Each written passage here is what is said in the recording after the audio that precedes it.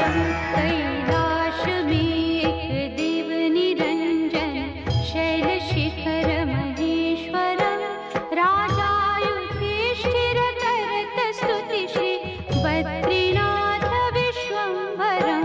कैलाश में एक देव निरंजन शैल शिखर महेश्वरम राजा युधिष्ठिर करत स्तुति श्री बद्रीनाथ विश्वंभरम श्री बद्रीनाथ विश्वंभरम।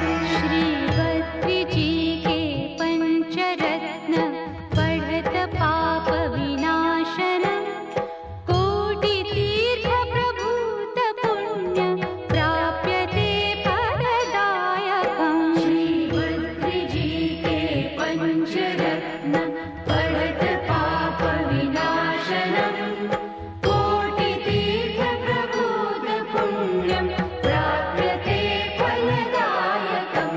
श्री बद्रीनाथ विश्वंभरम।